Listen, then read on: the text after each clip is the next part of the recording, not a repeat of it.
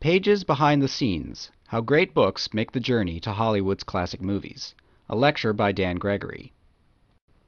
This video is an excerpt from Part 7, Current Trends. There are a couple of trends worth noting when we look at films today. The first is the film series. Sequels are a safe investment for filmmakers because audiences are already familiar with the characters. And of course, sequels in film series are nothing new. To give an example, let's look at Frankenstein.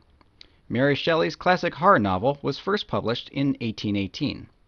A stage version, adapted in the late 1920s by Peggy Webling, and further adapted for American audiences by John Balderston, a journalist from Philadelphia, was used as the basis for the classic 1931 film Frankenstein.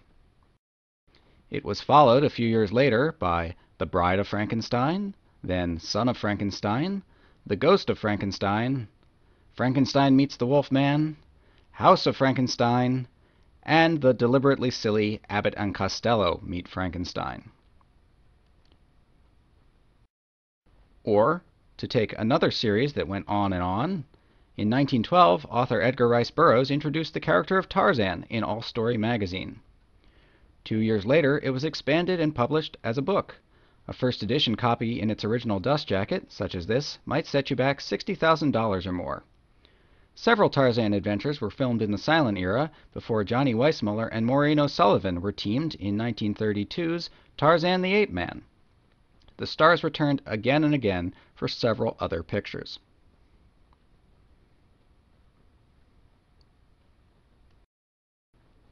The film series is alive and well today, and nothing exemplifies this better than one of the longest-running and most successful of all film series, James Bond.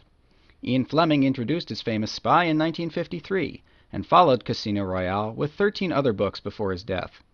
The book series has been continued by several other writers. Bond made his big screen debut in 1962, and his exploits have been transformed into 25 different feature films so far, featuring actors such as Sean Connery, Roger Moore, Pierce Brosnan, and Daniel Craig in the lead role. Last year's Skyfall was the latest entry in the film series, and I'm sure we haven't seen the last of Secret Agent 007. Only one film series is more successful than James Bond in terms of gross ticket sales, and it too was based on books. The Harry Potter series by J.K. Rowling managed to be very faithful to its source material. The 7-book series was published in the space of a decade, from 1997 to 2007, while the film series followed very quickly and also took a decade, from 2001 to 2011. This tight production schedule was quite an accomplishment because it allowed the filmmakers to use a consistent cast throughout, creating an indelible link between the books and the films. For the first 6 books, the screenwriters managed to condense the story of each one into the space of a single feature film. But for the final book, a decision was made to split the book into 2 movies. It certainly wasn't the first time a book had been split into 2 films, but the practice was somewhat unusual. It proved so successful for Harry Potter, though, that we're now seeing a new trend.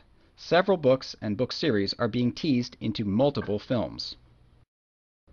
This was the case for another popular series of supernatural young adult novels. The 4 novels of the Twilight series by Stephenie Meyer were made into 5 films. The post-apocalyptic book trilogy The Hunger Games by Suzanne Collins will be 4 films. Each volume in J.R.R. Tolkien's epic fantasy trilogy, The Lord of the Rings, was made into a single film.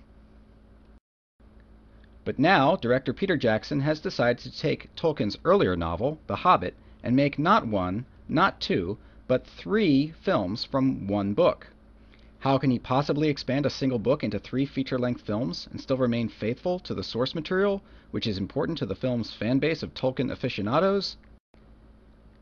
He's helped by the fact that Tolkien wrote out voluminous notes about his fantasy world, which after his death were edited by his son and published in a 12-volume series called The History of Middle-earth. So even though the filmmakers are cheating to make more money, they're still using books to do it.